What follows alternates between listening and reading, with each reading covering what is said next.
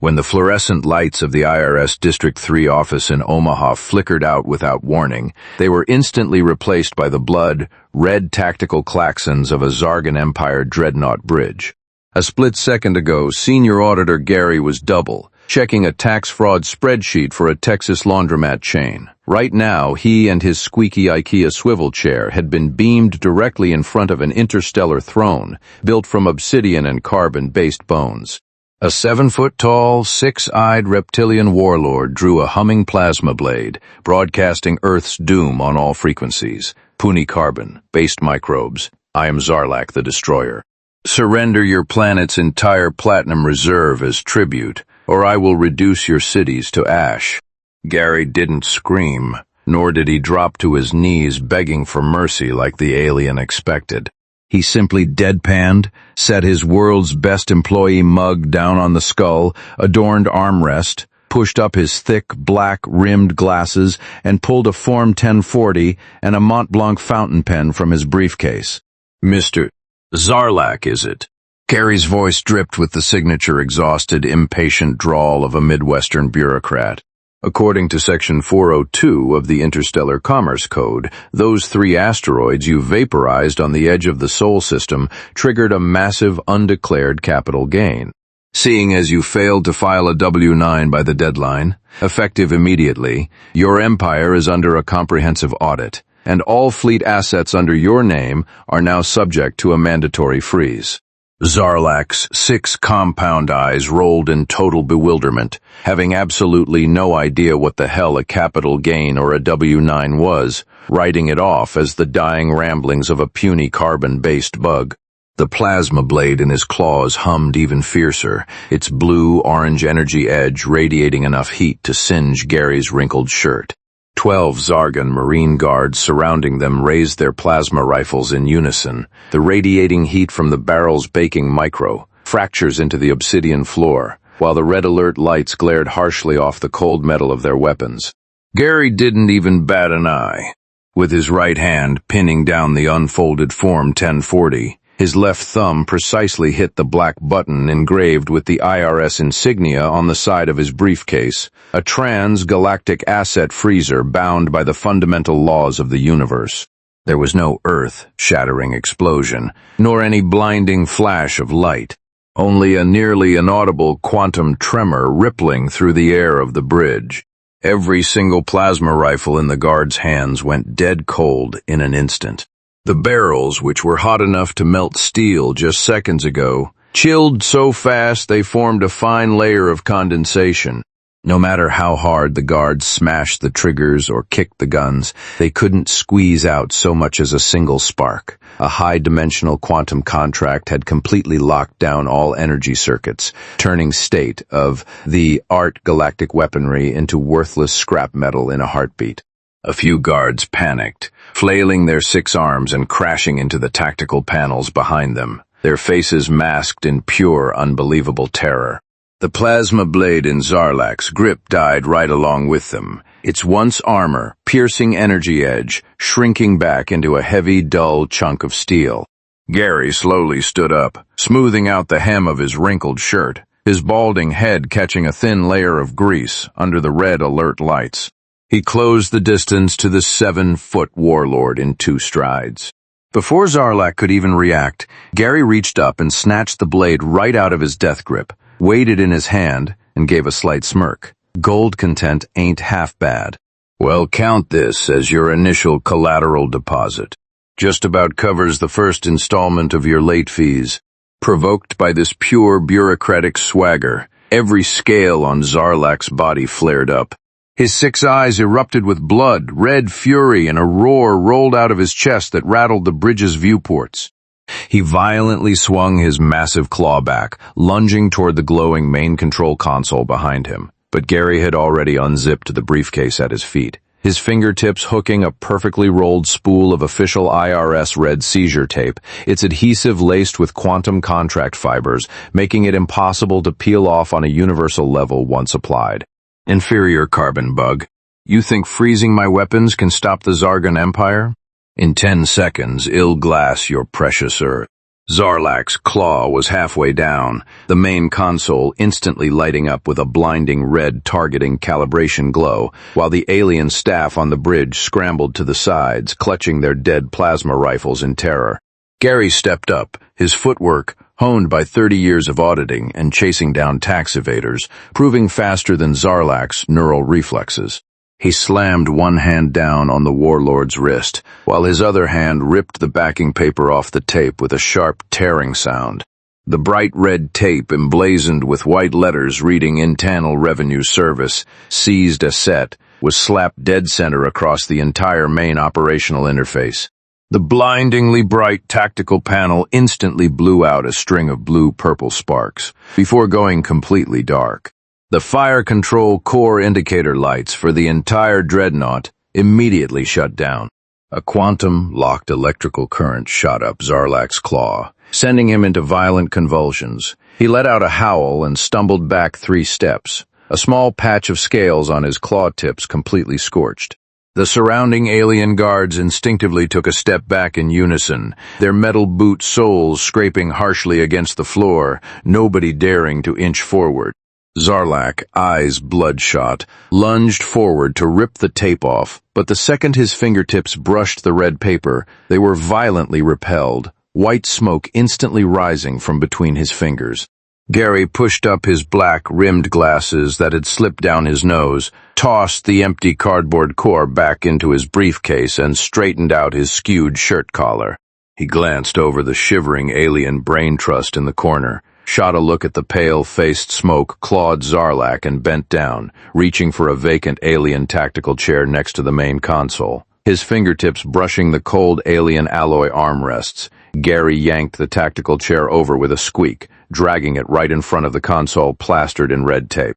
He dropped into it with a heavy thud, his wrinkled beige shirt pulling tight across his shoulders.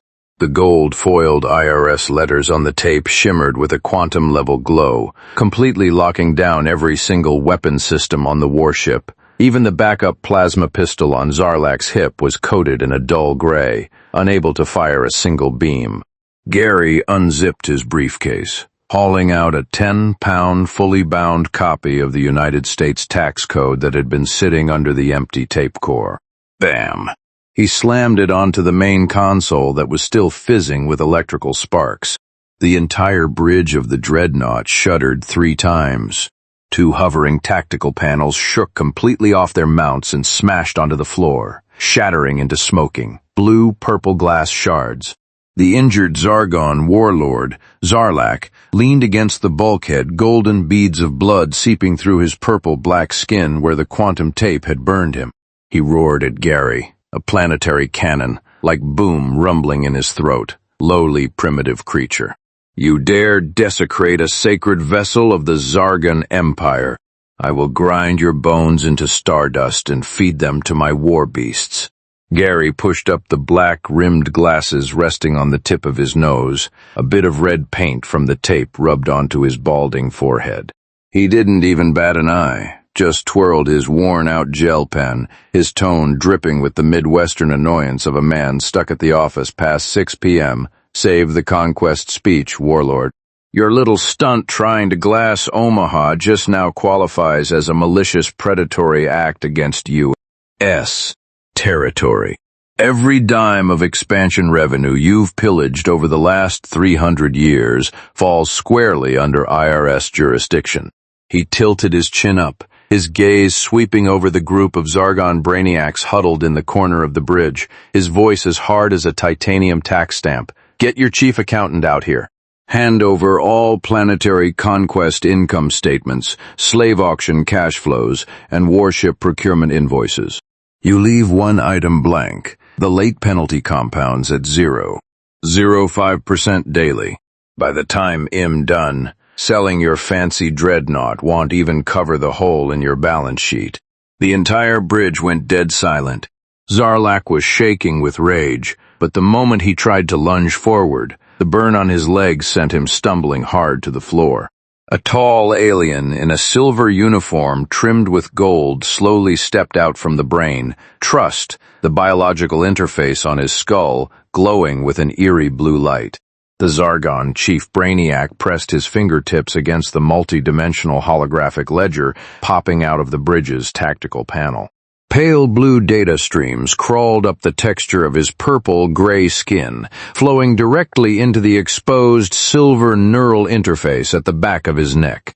Your human two-dimensional tax codes are fundamentally inapplicable. The brainiac's synthesized electronic voice echoed with condescending arrogance. Zargon expansion yields are distributed across 7 timelines and a 12-dimensional superposition state. There are no definitive taxable assets. Your invoice is, at its root, invalid. Sitting in the commandeered tactical chair, Gary pushed up his glasses again, his face a portrait of pure exhaustion from a long afternoon of auditing.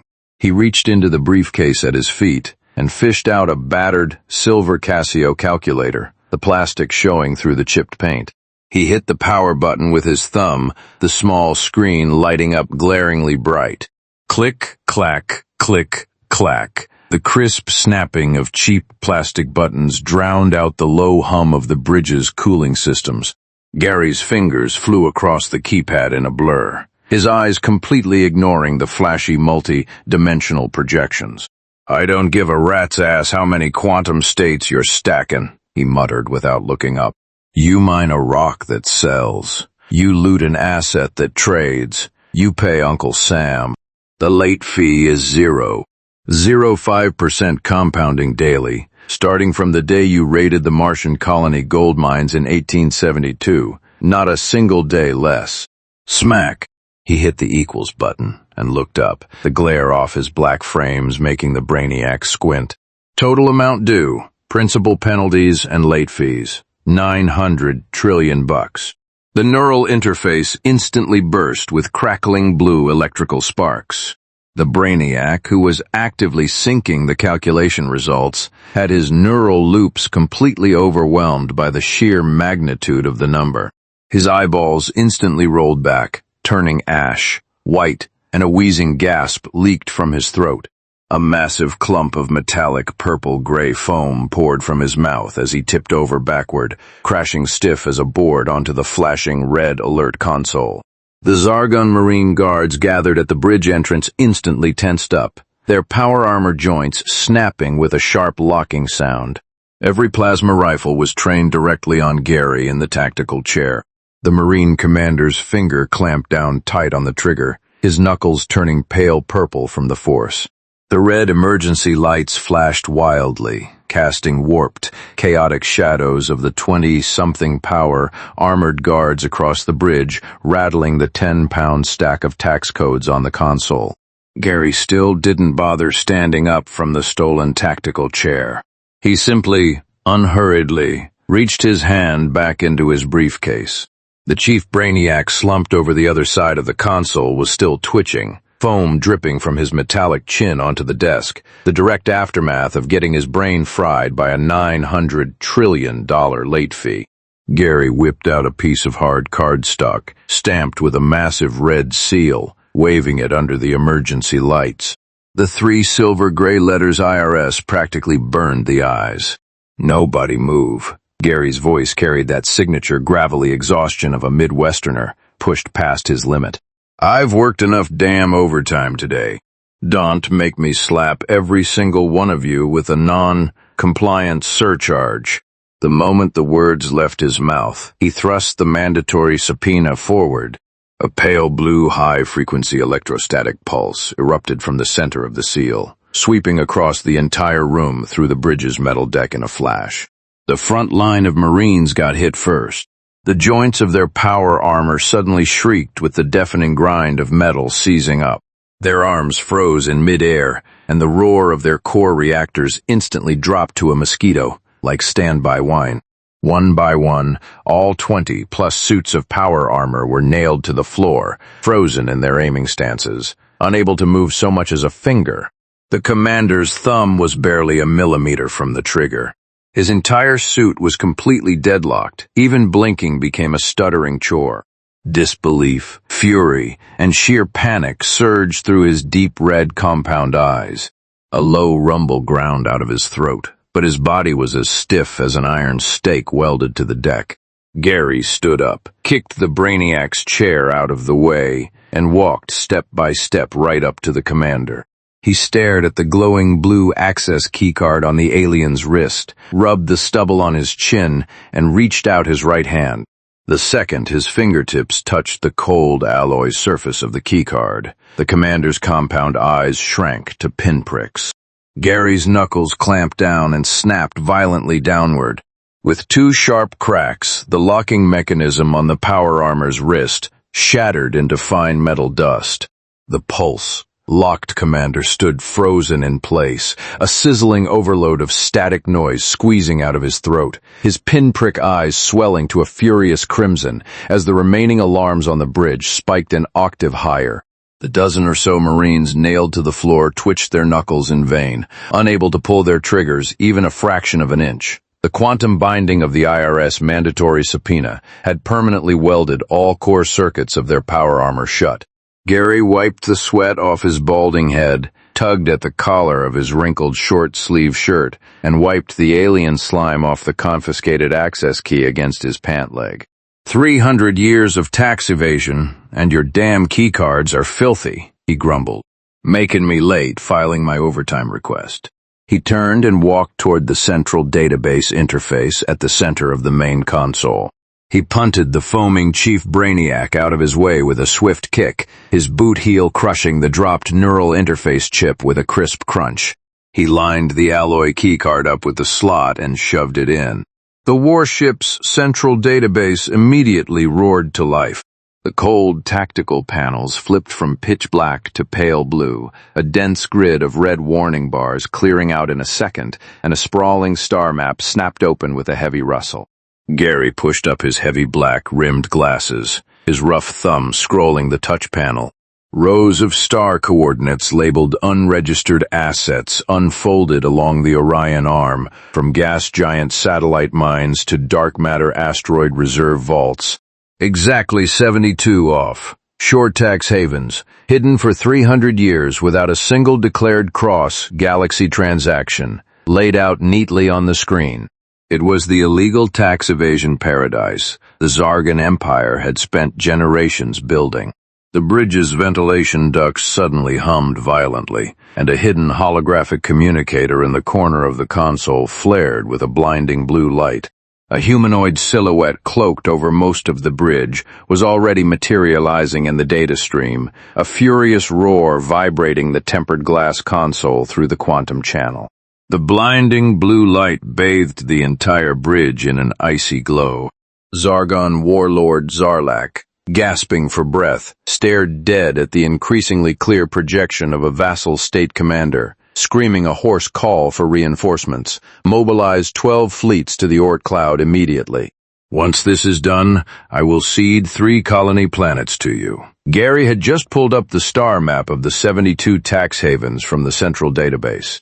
Wiping the sweat off his balding head, he looked up, pushed the heavy glasses up his nose, and let out a small, impatient smirk.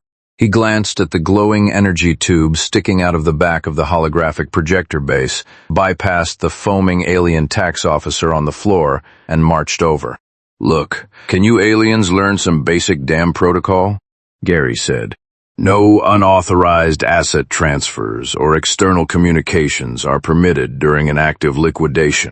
As the words left his mouth, his rough, meaty hand clamped directly onto the scorching hot energy tube, and before the projector could even sound an overload alarm, he brutally yanked it out.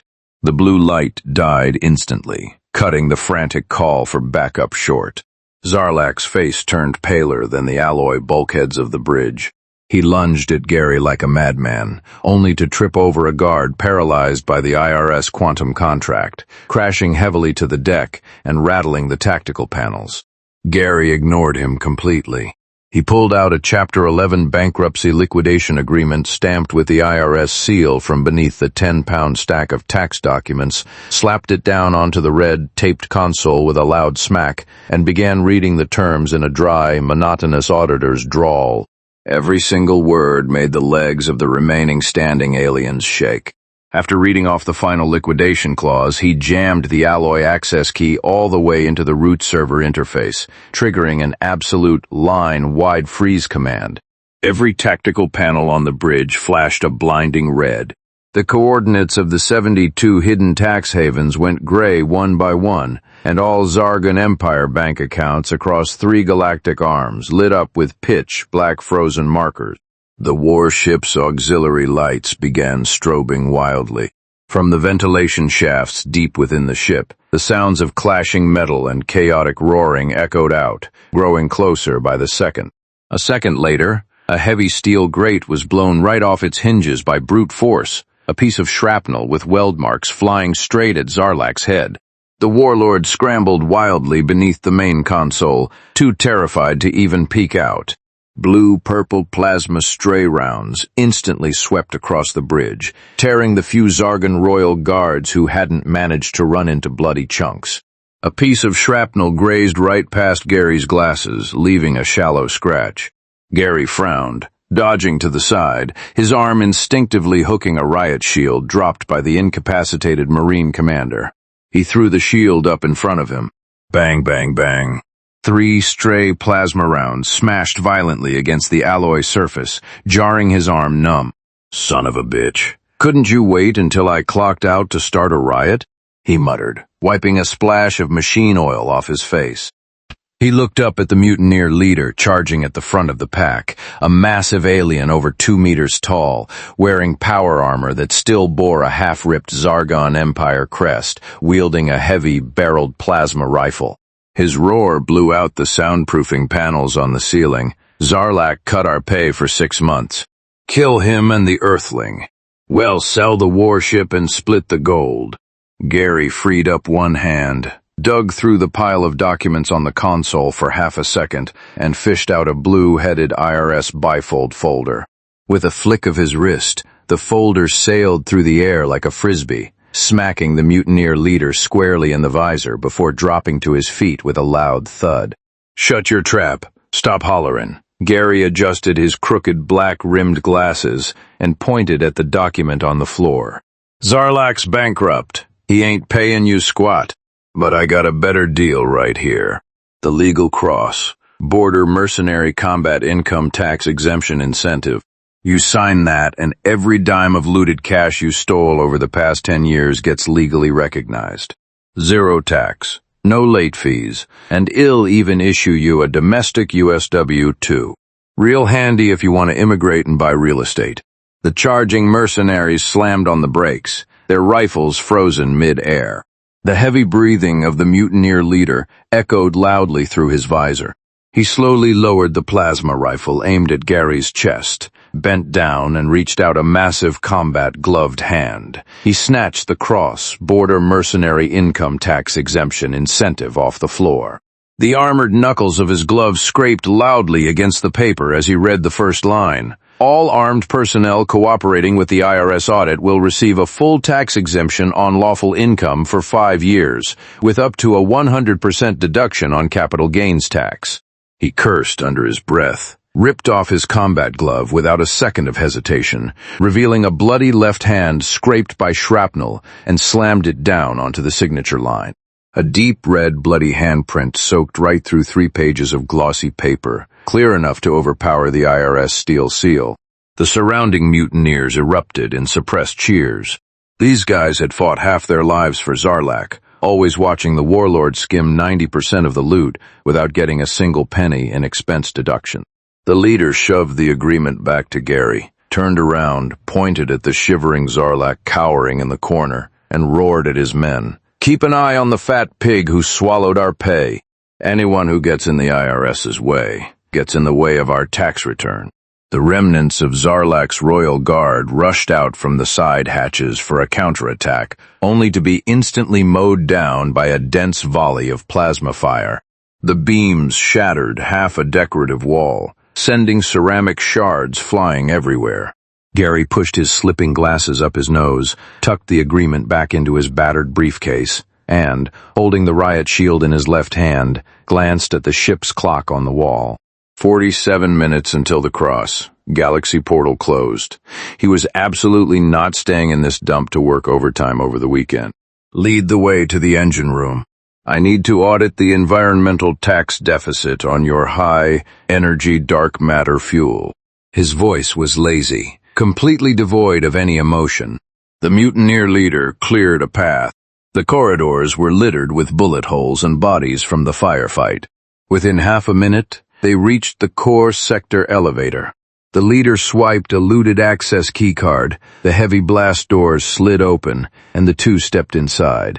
As the cabin began to descend, the bridge's alarms faded away, replaced by the increasingly clear, low-frequency rumble of the bottom deck engine, vibrating the entire elevator until their teeth chattered.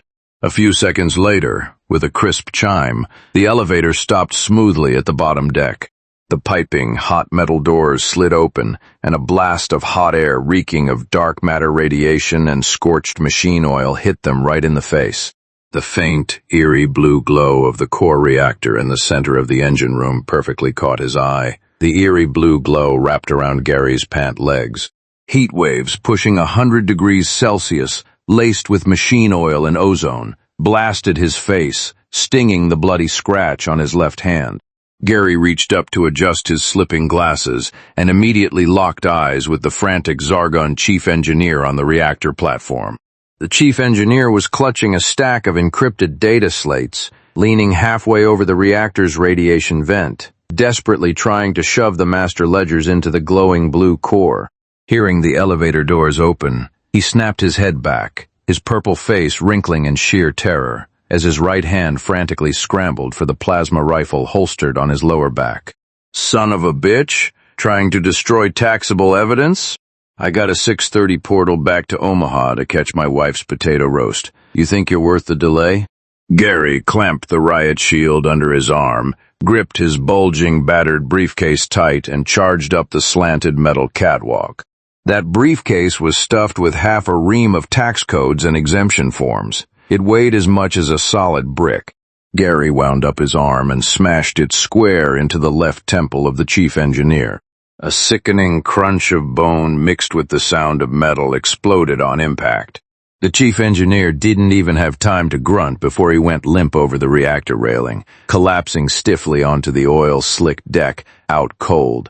Gary leaned forward, his fingers perfectly hooking the metal data drive before it could drop into the core, snatching it back into his possession. The drive was still smeared with the chief's greasy black oil and radiated the reactor's residual heat. Gary wiped the thickest chunks of machine oil off the drive onto the hem of his wrinkled beige shirt, entirely unfazed by the fact that his left hand was bleeding all over the place. He pulled a scuffed portable tax terminal out of the side pocket of his briefcase, flipped open the yellowed plastic cover, pinched the bloody, oily data drive, and jammed it straight into the terminal's decryption port. With a solid click, the bloody fingers shoved the greasy metal drive into the port of the chipped terminal. Gary raised his left hand to wipe his slipping black-rimmed glasses, smearing a streak of half-dried blood across the temple piece, but he couldn't care less to wipe it off. He leaned his back against the scorching hot outer wall of the dark matter reactor. The Zargon chief engineer lay unconscious at his feet, blood from the back of his head soaking the anti-slip grooves of the deck pitch, black. The entire engine room vibrated with the power output of the reactor, the smell of burnt machine oil steam sneaking down his collar. Gary let out an oil-scented yawn, glancing out of the corner of his eye at the Mickey Mouse watch strap poking out of his pocket. Just 17 minutes till quitting time. He just wanted to verify the data and sprint for the teleporter. The chipped terminal was so old it shook. The screen stuck on static for half a minute before the progress bar finally crawled to the end. The moment the decryption chime went off, a wall of transaction logs flooded the screen, cross-border asset transfers from the Zargon Empire's Central Military Fund, every single undeclared penny funneled right into a private galactic slush fund opened by Xarlak under 3 aliases.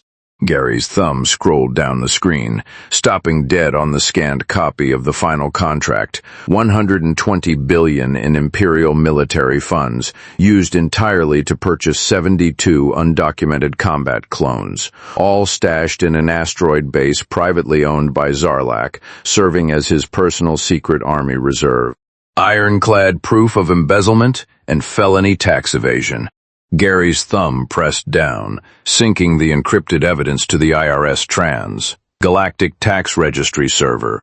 The second he hit save, a heavy tremor violently crawled up through the deck into his boots. The heavy alloy door locks of the engine room instantly let out a screech of overstressed metal, the warped door frame squeezing out foaming thermal insulation dust, while blinding blue-purple light from a mech reactor bled through the cracks in the door. The glare forced Gary to raise his hand to adjust his slipping glasses. His fingertips, still slick with machine oil from the drive right after hitting save, hadn't even dropped before the entire 10-foot alloy door was blown wide open by brute force, smashing against the dark matter reactor's cooling rack. Sparks showered down, grazing the cuffs of Gary's wrinkled beige shirt. A heavy engineering mech piloted by Xarlak jammed into the broken doorframe, its dark armor plate still bearing the scorch marks from the mercenaries' explosive rounds.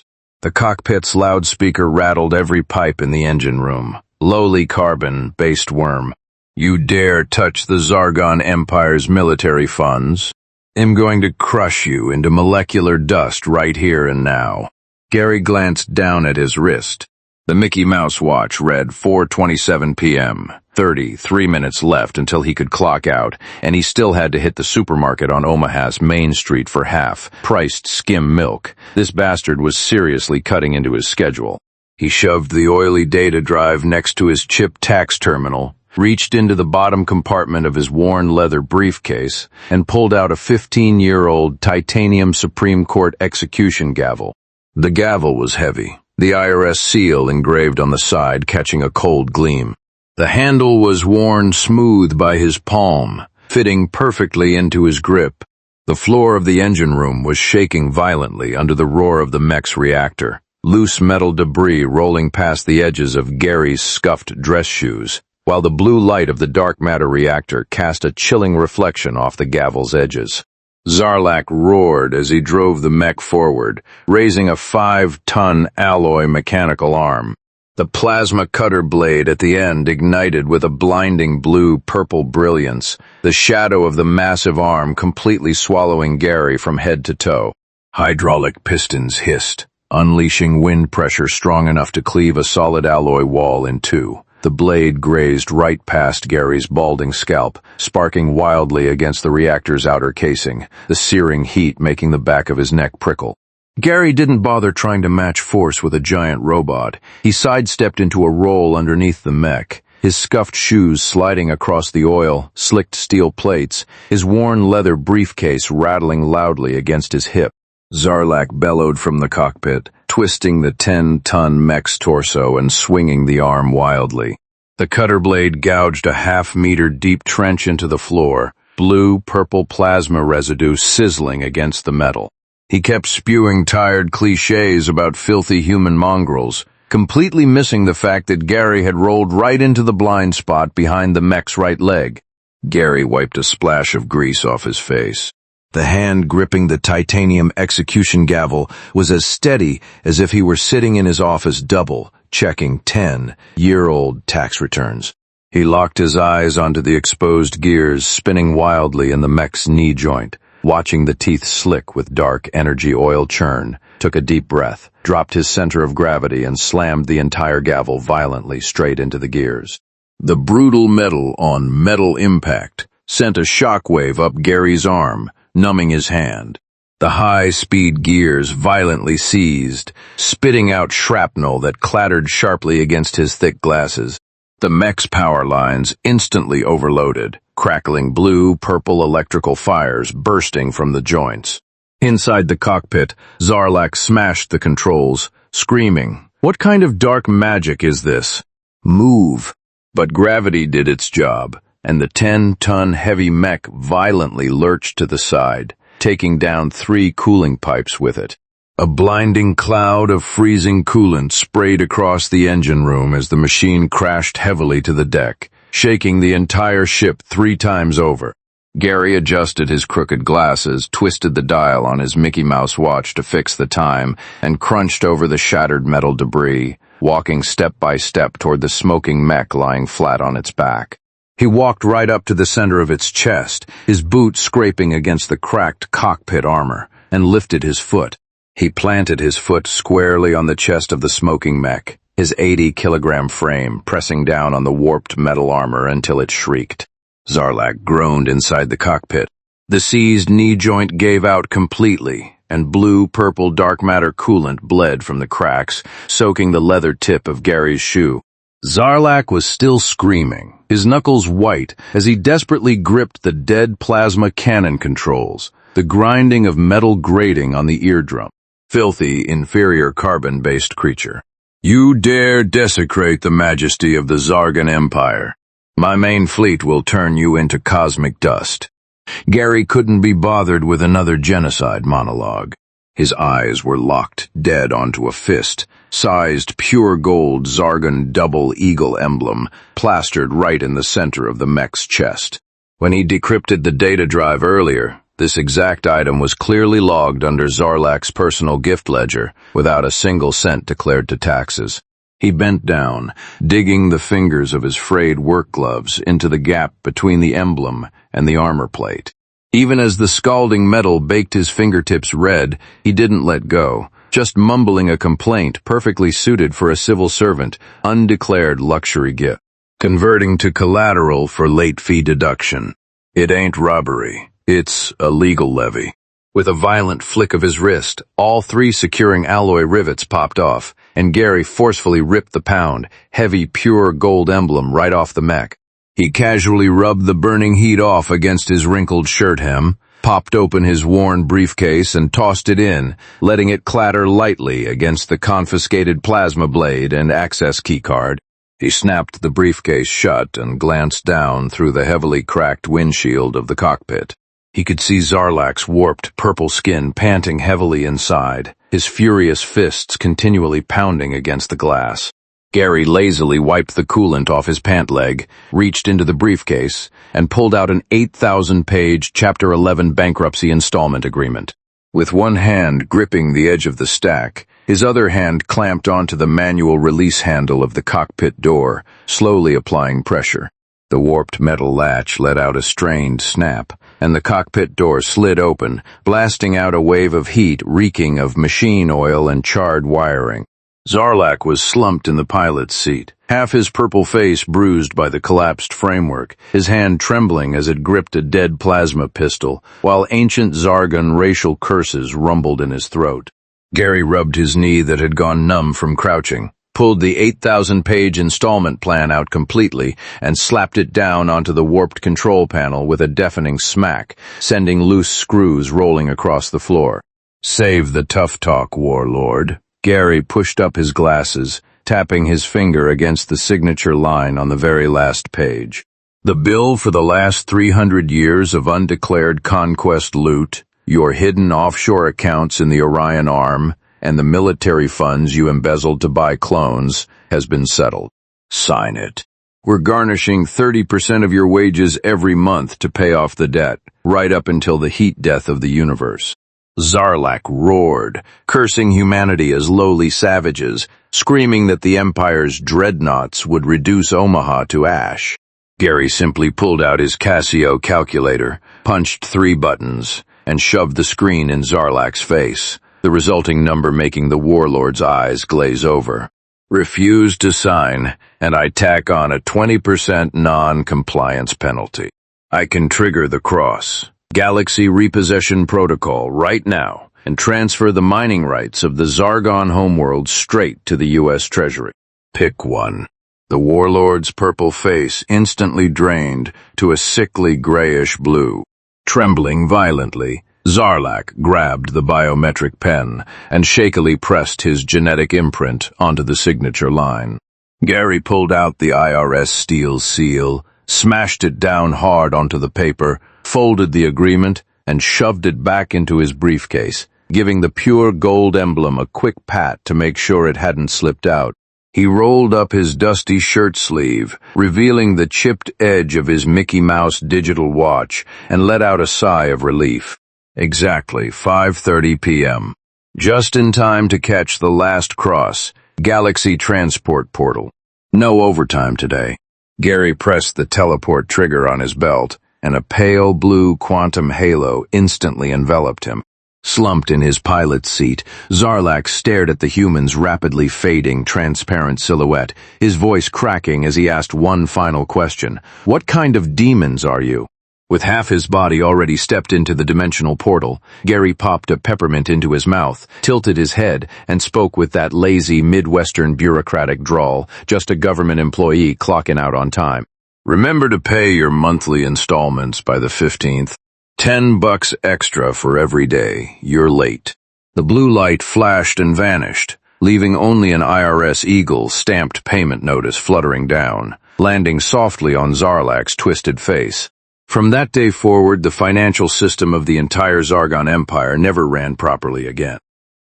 The immediate takeaway from this story is its absolute mastery of dry, black humor and asymmetric storytelling.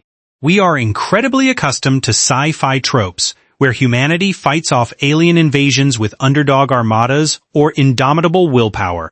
This narrative, however, weaponizes the most mundane, soul-crushing, and universally dreaded force known to man, the Internal Revenue Service. Absurd asymmetric warfare. The brilliance of the story lies in dragging a grand space opera down to the agonizingly slow pace of corporate bureaucratic procedure. You have Xarlak, a 7-foot warlord obsessed with galactic conquest and vaporizing cities. Against him is Gary, a balding midwestern auditor whose only real motivations are beating traffic and grabbing half-priced skim milk. Gary neutralizes a hyper-advanced space empire not with lasers, but with compounding late fees, W-9 forms, and quantum-locked red seizure tape. A unique spin on HFY. This is a top-tier unconventional execution of the HFY genre. It proves that humanity's greatest weapon isn't our military might, but our terrifying capacity to force the chaotic, multi-dimensional universe into our rigid frameworks of procedural order and tax law. The power of the disgruntled employee. Strip away the aliens and the mechs, and this is fundamentally a story about the unstoppable momentum of a disgruntled employee who refuses to work overtime. A tax exemption form proves more effective than a plasma rifle at quelling a mutiny, and a titanium execution gavel wielded by an annoyed civil servant hits harder than a 10-ton engineering mech. Ultimately, it's a brilliant laugh-out-loud piece of fiction that perfectly balances gritty sci-fi action with the hilarious, unstoppable force of bureaucratic apathy.